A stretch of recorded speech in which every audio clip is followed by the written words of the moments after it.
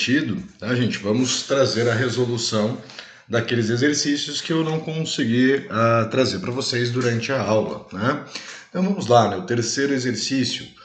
O tubo de Venturi é um tubo convergente utilizado para medir a velocidade de escoamento e a vazão de um fluido incompressível, né? Ou seja, incompressível é um fluido que não apresenta variação de volume, tá? Ou seja, ele não pode ser comprimido nem expandido, né? Como, por exemplo, os gases, tá? Então, incompressível.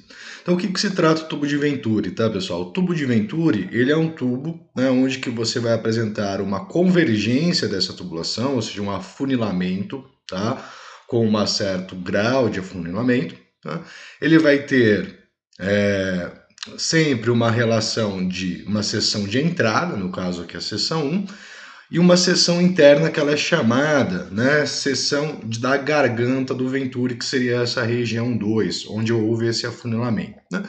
Depois ele tem uma divergência onde que ele volta para o diâmetro da tubulação de forma normal, tá? Então, o que acaba acontecendo, né? Se a gente inserir manômetros, né, medidores de pressão, em dois pontos desse tubo de Venturi, no caso aqui são manômetros de coluna líquida vertical, ou seja, eles vão gerar uma coluna de fluido estático, tá? Então o fluido ele vai chegar aqui, vai subir, né, uma certa, até obter um equilíbrio estático, né? A pressão ela se a pressão interna e a pressão externa da atmosfera se equiparam, né? E aqui é a mesma forma, tá? Então elas se equiparam. A gente vai perceber, tá, que você vai estar, né, né, criando um certo desnível. Por quê, né? Lembra lá, pressão efetiva, né? Ela é relacionada à coluna de fluido. Então, nessa primeira seção, nós temos aqui uma coluna de fluido maior do que nessa segunda seção no tubo de Venturi, tá? Então, o que acontece? Houve uma perda de pressão. Se a pressão ela tivesse sido mantida a mesma, esse nível seria o mesmo do que o nível inicial, tá? Então, essa redução causou aqui uma perda, né, digamos ali, de pressão, ou melhor, uma redução da pressão, né? Ele perde, mas na verdade preferimos aí uma redução nessa pressão. Na verdade, essa pressão, a energia dessa pressão, ela não é perdida, ela é transformada, né? A gente vai discutir isso mais para frente um pouquinho, tá? E a gente consegue medir essa diferença de pressão olhando exatamente esse desnível, né, através do teorema de Stevin, né? O que o teorema de Stevin ele fala para a gente? Ele fala que a variação de pressão entre quaisquer dois pontos vai ser igual ao peso específico do fluido, tá? Então, peso específico do fluido vezes a variação de altura, ou, se a gente preferir, esse desnível que nós temos aqui. Então, eu consigo calcular essa variação de pressão. Variação de pressão nada mais é que a diferença entre essas duas pressões, né? Então, a variação de pressão é a diferença entre a pressão 1 e a pressão 2. Tá? Fazendo P1 menos P2, como P1 é maior que P2, eu tenho um valor positivo, uma variação, né? Falando quanto que variou. Né? Se eu fizer P2 menos P1, eu vou ter um número negativo, que tem o mesmo valor numérico, mas com um sinal de negativo, indicando que para P2 comparado a P1 houve uma perda. Tá? Mas o que importa para a gente é o valor numérico nesse caso. Tá? Então eles são inseridos manômetros, né? E através do desnível da coluna é mensurado a diferença de pressão entre os dois pontos. Tá? Considerando que as pressões efetivas nos pontos 1 e 2 sejam respectivamente iguais a 50 kPa e 30 kPa, e o desnível ΔH seja igual a 500 milímetros, ele quer que a gente determine o peso específico do fluido que percorre o tubo de Venturi. Tá? Então a gente vai estar utilizando essas duas relações para estabelecer qual é o valor desse peso específico. Tá? Então vamos lá. Então temos ali que a variação de pressão ela vai ser igual ao peso específico que nós não sabemos, vezes o nosso ΔH. Tá?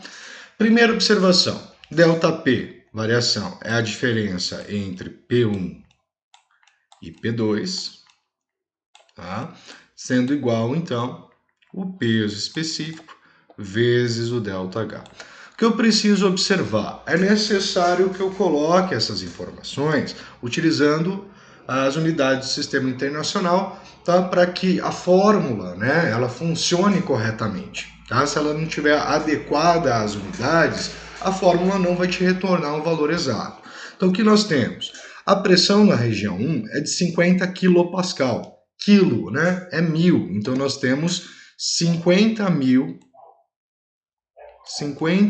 pascal de pressão no ponto 1, na região 1, menos a pressão no ponto 2, que é de 30 kPa. Então, 30 mil pascal de pressão nessa segunda região.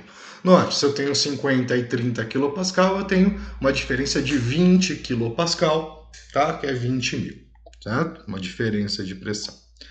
Que vai ser igual ao peso específico do nosso fluido, lembrando, peso específico é massa específica vezes a gravidade, vezes o nosso ΔH. Né? O ΔH, gente, é 500 milímetros. 500 milímetros são 0,5 metro. Né? Lembrando, Pascal é Newton por metro quadrado. Então, a unidade de comprimento está a unidade métrica. Então, eu não posso estar trabalhando com milímetros, senão eu tenho incompatibilidade de unidades. Tá? Então, 0,5. Né? Então, não utilizamos os 500 milímetros. Então, temos aqui 20 mil pascal de variação de pressão, que vai ser igual ao peso específico, vezes 0,5. Tenho aqui uma equação, preciso resolver essa equação. Tá? Para resolver essa equação, a gente vai isolar o peso específico, que é o que a gente procura. Tá? Então, isolando o peso específico, o 0,5 que está multiplicando, ele passa dividindo. Então, o nosso peso específico, ele vai ser os 20 mil,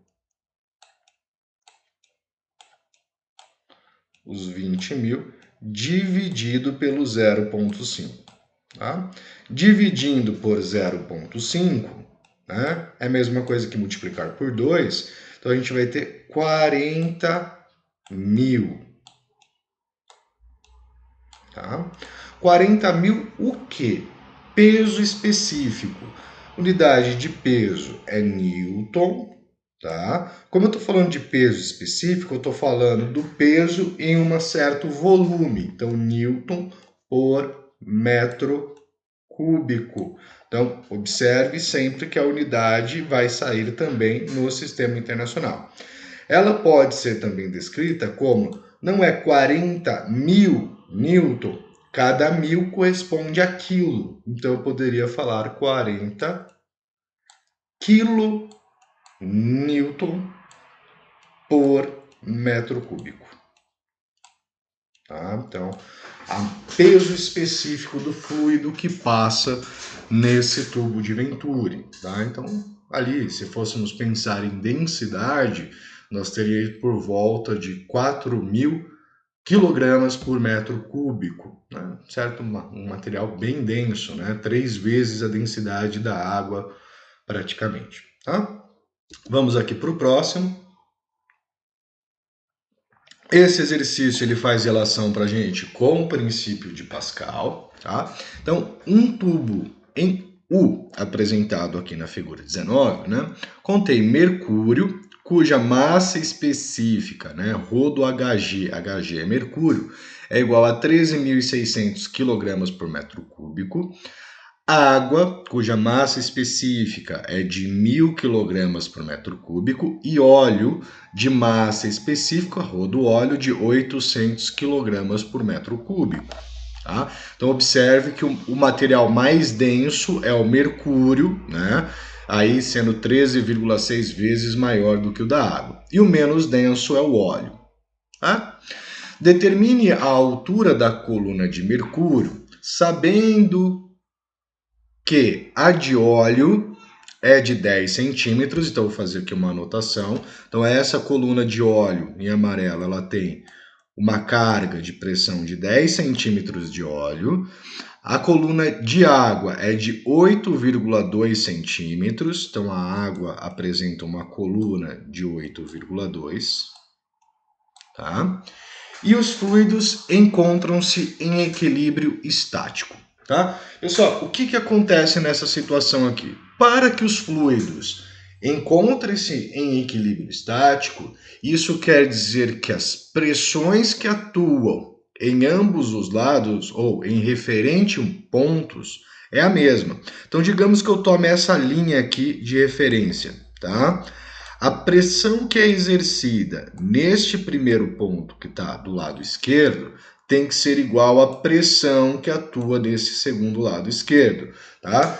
Tendo a mesma pressão, o fluido vai estar em equilíbrio estático, ele não vai escoar, ele está nivelado, né? Se essa pressão nessa região é maior que essa pressão, ocorre escoamento nesse sentido. Se essa pressão nesse lado direito é maior que a do lado esquerdo, vai ocorrer um escoamento no segundo lado até que se obtenha um equilíbrio estático. Tá? Então, o que nós vamos fazer aqui? Bom, pressões que atuam no nosso sistema. Tá? Ele não diz se é aberto, se não é, mas bem provável que seja, né? Um tubo, provavelmente ele esteja aberto. Então, nós teríamos aqui o que? Pressão atmosférica. Né? Então, você teria uma pressão atmosférica atuando neste ponto. Eu vou utilizar a pressão atmosférica para vocês perceberem, tá? Uma certa relação, e uma pressão atmosférica atuando na superfície do outro lado. Tá? Então, o que nós temos?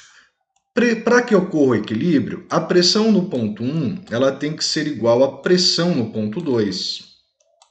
Tá? Assim ele está em equilíbrio. O que é a pressão no ponto 1? É a pressão absoluta, né? Ou seja, no primeiro lado do nosso tubo, no ponto 1, nós temos a ação da pressão atmosférica mais a pressão efetiva, né, ou manométrica do óleo, exercida pela coluna de óleo, mais a pressão manométrica, tá, aplicada pela água. Tá? Que vai ser igual à pressão no ponto 2. A pressão no ponto 2 é a pressão atmosférica que atua nessa segunda região, né? Nesse lado, nesse tubo, mais a pressão manométrica do HG, da coluna de HG, da coluna de mercúrio. Tá? Agora, o que eu gostaria de mostrar, né? Falei aqui de todas as pressões que agem nos dois pontos. Agora, existe um desnível, né? Aqui tem ar, então essa pressão ela atua aqui um pouquinho mais baixa, mas essa diferença de alturas provavelmente seja em questão de centímetros. Tá? E para gases, quando essa diferença de altura é muito pequena, né, gás atmosférico, né, ele praticamente não surge diferença de pressão, ou elas são desprezíveis, ou seja, a diferença é muito pequena. Tá? Então a gente pode dizer que a pressão atmosférica que atua nesse primeiro ponto, né, é igual à pressão atmosférica que atua no segundo ponto. Pensando-se nisso, esta pressão e esta pressão, elas têm o mesmo valor. Tá? Se elas têm o mesmo valor, a gente pode simplificá-las, porque você tem valores iguais em ambos os lados da igualdade. E o que sobra para nós em si? Sobra a relação das pressões efetivas. Né? Quem são as pressões efetivas? É a pressão do óleo, a pressão da água, mais a pressão da coluna de mercúrio. Tá? Então a gente vai ter aqui a pressão manométrica do óleo, mais a pressão manométrica da água, vai ter que ser igual à pressão manométrica da coluna de mercúrio do HG. Tá? Como vai ficar então a disposição da nossa expressão? Como que eu calculo a pressão do óleo, né? A pressão manométrica do óleo? Vai ser o ρ do óleo vezes a gravidade, Opa. Meu mouse está dando uma travada. Vezes a gravidade, vezes a altura H de óleo, a coluna de óleo, né? Mais a massa específica da água,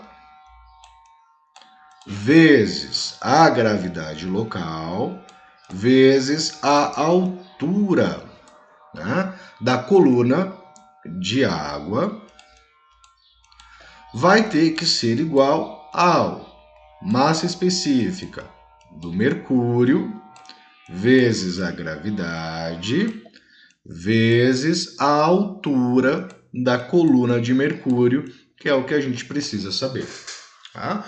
O que eu queria mostrar para vocês, né, gente? Note que esta expressão e essa expressão, todas elas apresentam a gravidade. E tecnicamente, como que esse, né, nosso experimento, esse nosso tubo, ele encontra-se no mesmo local, na mesma região, isso quer dizer que essa gravidade é a mesma em todos os casos, tá? Pensando-se nisso, o que a gente poderia fazer? Vamos lembrar um pouquinho de matemática, né? Necessariamente a gente poderia sair cancelando tudo, mas vou explicar matematicamente por quê, tá? Então a gente tem G, ou seja, G ele é um fator comum à nossa expressão. Então a gente pode colocar esse G em evidência, ou seja, gravidade que vai multiplicar o ρ do óleo, vou colocar O, tá? Vezes H do óleo, mais o ρ da H2O, água, vezes a altura de H2O. Tá? Então eu coloquei em evidência o G por ser um fator comum. Tá? Que vai ser igual, só vou colocar esse G na frente, a gravidade vezes o ρ do mercúrio vezes a altura de mercúrio. Então note que ambos os lados da nossa expressão estão multiplicadas por quem? Pela gravidade, que é o mesmo valor. Então eu posso também simplificar a gravidade com gravidade. Isso me leva a uma expressão bem mais simples, ou seja, massa específica do óleo vezes a altura da coluna de óleo mais a massa específica da água vezes a altura da coluna de água vai ter que ser igual à massa específica do Hg vezes a altura de Hg. Então eu eliminei bastante coisa que estava dentro dessa expressão. Então eu, digamos assim, modelei ela ao meu problema. Professor, eu posso cortar a gravidade sempre? Se a gravidade for a mesma nos dois pontos, sim. Pode ocorrer, se tiver uma distância muito grande, que ocorra variação de gravidade local. Tá? Mas de forma geral, normalmente a gente acaba simplificando. Tá? Então, qual é a... Vamos colocar aqui, então, qual é a massa específica do óleo? Então, o enunciado nos traz que a massa específica é de 800, já está no sistema internacional, quilograma metro cúbico, então não preciso me preocupar com conversão. Então, 800 vezes a altura da coluna de óleo. Então, coluna de óleo, 10 centímetros. Preciso usar ela em metro, porque a densidade está em metro cúbico, está usando unidade métrica, Então eu tenho que também trabalhar aqui com metro. 10 centímetros é 0,1, dividir por 100 ali. Mais a massa específica da água, que é 1000 quilogramas por metro cúbico, vezes a altura da coluna de água.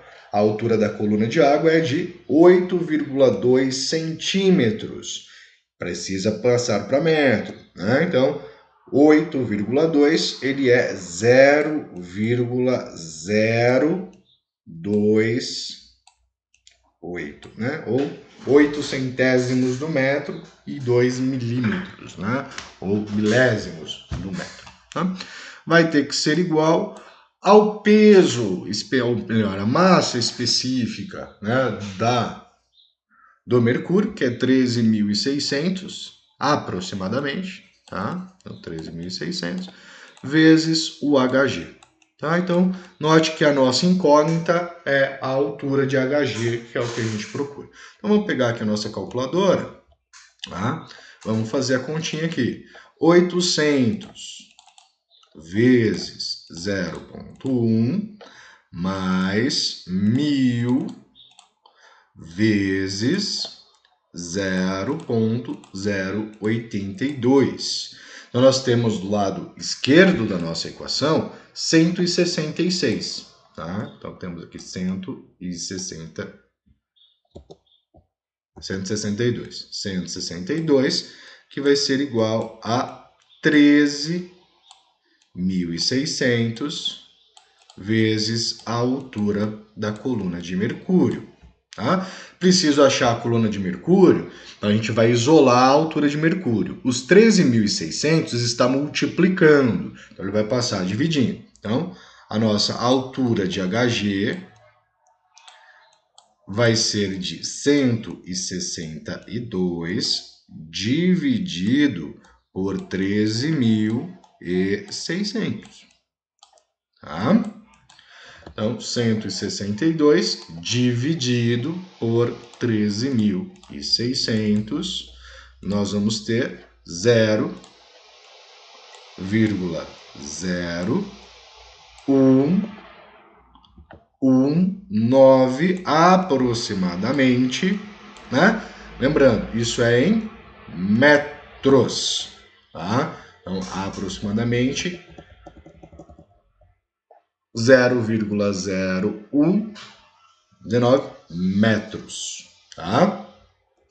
Que é o equivalente a 1,2 centímetros aproximadamente, né? Seria 1,19, ou seja, 1 centímetro, né, e 2 milésimos ali de coluna de mercúrio. Então, note que a imagem ela está um tanto quanto distorcida, né? Essa coluna, na verdade, de mercúrio, ela seria algo por aqui, tá? Ela teria uma altura bem pequenininha e ela já consegue gerar a mesma pressão que óleo mais água nas condições que foram iniciadas. Ou seja, precisa de uma coluna bem menor de mercúrio para gerar a mesma pressão de que 10 centímetros de óleo, né, mais 8,2 centímetros de óleo. Isso acontece exatamente porque o mercúrio ele é muito mais denso, né, do que a água e o óleo.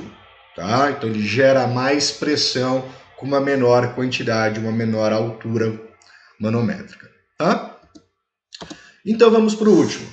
Um cilindro de ferro fundido, cujo peso específico, então note que ele traz aqui gama Fe, né? Peso específico do ferro é de 47.000 newtons por metro cúbico. Tá? Peso específico e não massa específica. De 50 centímetros de diâmetro e 30 centímetros de altura. Beleza, vamos fazer uma representação aqui, tá? Antes de continuar. Então, um cilindro de ferro fundido, tá? De ferro fundido,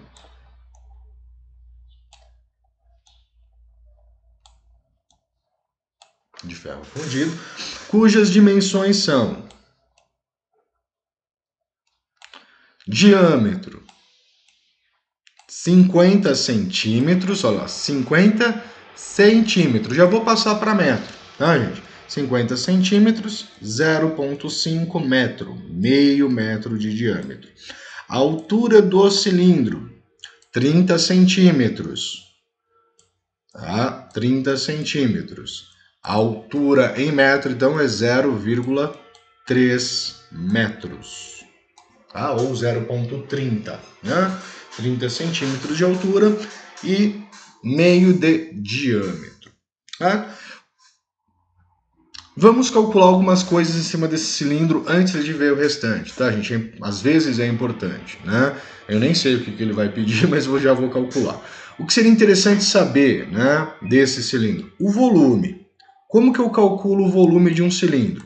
É a área da base vezes a altura do cilindro. Tá? Então o volume dele vai ser, a área da base dele é uma circunferência, né? Então a área pode ser dada pela área da circunferência. Nós temos para a área da circunferência duas situações, né? Ou πr ao quadrado dividido por 2, ou π diâmetro ao quadrado dividido por 4.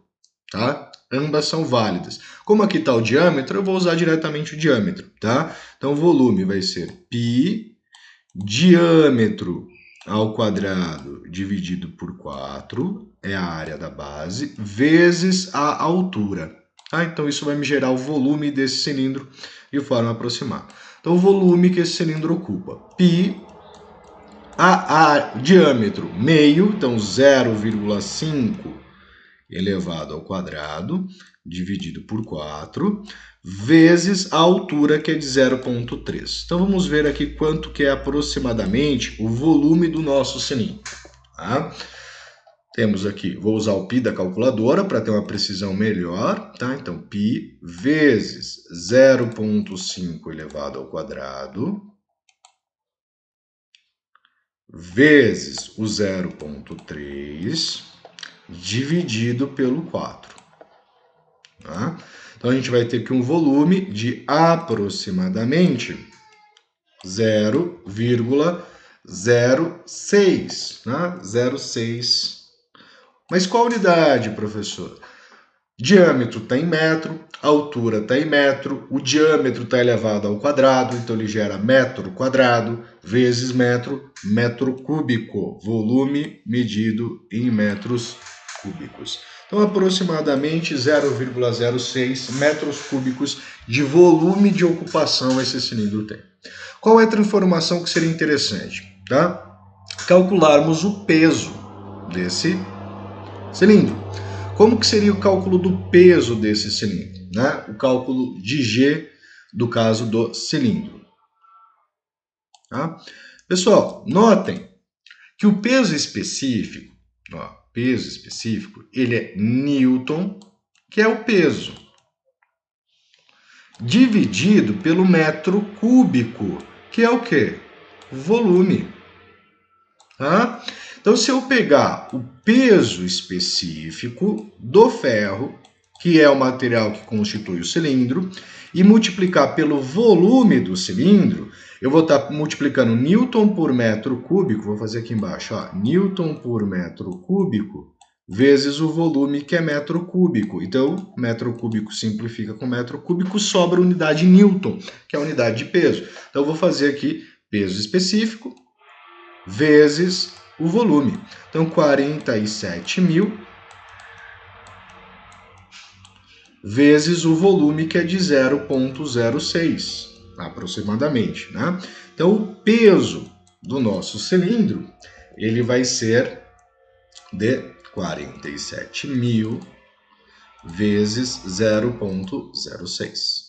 Tá? Então, ele tem um peso aproximado aí de 2.820. Tá? 2.820 newton de peso. Tá? Então tem ali volume, o peso específico. Vamos continuar agora a leitura aqui do nosso enunciado. Né? Então ele é um cilindro de ferro fundido, então é imerso em água do mar. Tá? A água do mar é diferente da água doce? Sim, ela tem sal, né? E isso muda, por exemplo, já que ela é uma solução de sal, vai mudar o seu peso específico, a sua massa específica, tá? Então, o peso específico da água do mar é de 13.300 newton por metro cúbico. Tá? Ele pergunta, qual é o empuxo que a água do mar exerce sobre o cilindro? E uma segunda pergunta, qual é o peso aparente na água do mar? Ou seja, qual é o peso aparente do cilindro? Tá? Pessoal, para começar a responder as duas perguntas, eu preciso saber, esse cilindro, ele vai afundar ou ele vai flutuar? Né? Ele apresenta flutuabilidade ou não? Como que a gente consegue verificar o caso de flutuabilidade? Pelo peso específico. Tá? Se o peso específico do objeto ele é maior que o peso específico. Opa, estou colocando aqui outra letra. Tá? Colocando Y e não gama. Né? O peso específico do fluido, tá? Isso leva a que ele afunde. Tá? Leva ele a afundar. Então, quer dizer, se ele afunda, ele vai ficar, vamos colocar aqui, totalmente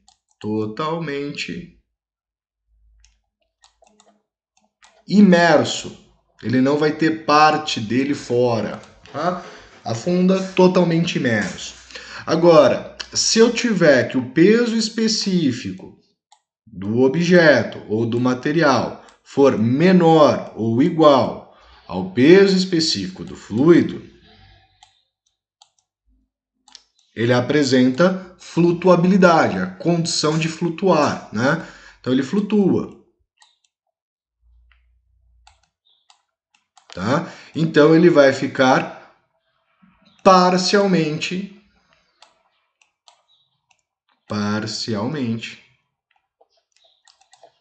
submerso. Tá? Uma partezinha dele fica. Neste caso, nós temos que o material que compõe o cilindro é o ferro. O peso específico é 47.000, enquanto que o peso específico da água é de 10.300, ou seja, o peso específico do ferro é praticamente 4 vezes maior que o peso específico da água. Tá? Até mais do que isso, mais que 4 vezes, né? Aproximadamente 4 vezes maior. Ou seja, o cilindro ele vai afundar. Tá? Se ele vai afundar, isso nos leva a que ele vai estar totalmente submerso. Então quer dizer que o volume, né? Então, o volume do cilindro, tá? O volume V do cilindro vai ser igual ao volume de fluido deslocado. Tá? Porque todo ele vai estar afundado, né? Vai estar imerso na água do mar. Tá? E ele pede o empuxo. Como que a gente calcula o empuxo? O empuxo ele é igual ao peso específico do fluido, tá? Vezes o volume de fluido deslocado. Como o fluido deslocado é o mesmo que o volume do cilindro, tá? Nós teremos aqui que o empuxo vai ser igual a 13.600,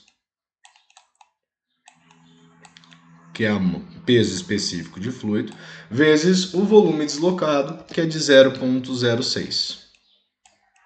Então, nós temos que o empuxo que é atuante, né, sobre o nosso cilindro, ele vai ser de 10.300 vezes 0,06 de 618, né? Então, 618 newton. Tá? Então, empuxo. Note que anteriormente eu calculei o peso, tá? E o peso era de 2.820. Então, o que nós temos? Nós temos um cilindro, ele está imerso em um fluido, existe uma força-peso G atuante sobre ele, que é igual a 2.000. Fiz o desenho no lugar errado. Deixa eu apagar aqui. Não é aqui. Fazer aqui.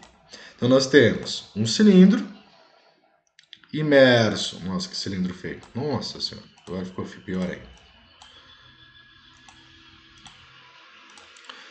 Tem um cilindro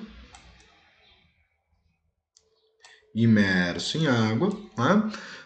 O peso desse cilindro é de 2.820, então uma força atuante verticalmente para baixo, e eu tenho um empuxo agindo para cima, que é de 618 newtons. Então note, né, que ele realmente vai afundar, né? O empuxo ele não consegue superar a força-peso. Tá? Então o peso é maior que o empuxo, esse corpo ele desce. Tá? Se o empuxo fosse igual à força-peso, a gente teria sustentação, o corpo ele não afundaria nem subiria. Né? Daí você tem essa relação aqui acontecendo. Tá? Então empuxo 618. Ele pergunta do peso aparente. O que é o peso aparente? É quanto parece ter de peso esse cilindro quando ele está imerso, então, em água. Como que eu calculo o G aparente, então, o peso aparente? Peso aparente é o peso real do objeto, né, o peso G, menos o empuxo, menos a ação do empuxo. Tá? Então, digamos, para levantar esse cilindro dentro da água, eu não preciso aplicar uma força de 2.820 newtons. Eu preciso aplicar uma força que é dada pela diferença entre o peso e o empuxo. Né? Preciso complementar a força que já está sendo aplicada pelo próprio fluido para chegar nos 2.820 e conseguir fazer levantar, né? Sustentar esse cilindro. Tá? Então isso é chamado de peso aparente, que ele passa a parecer ter. Tá? Então G aparente vai ser igual aos 2.820 menos os 618. Tá? Então, o nosso G aparente vai ser igual a 2.820 menos o 618, tá, gente? Quando a gente quer usar o valor que está no visor, a gente usa essa teclinha aqui, ó, ANS, tá? Ele usa o valor que está no visor. Então, você vai ter aqui igual 2.202 newton de peso aparente. Tá? Então ele aparenta ser um pouco mais leve do que ele realmente é. Tá? Pessoal, grande abraço e até semana que vem. Fui!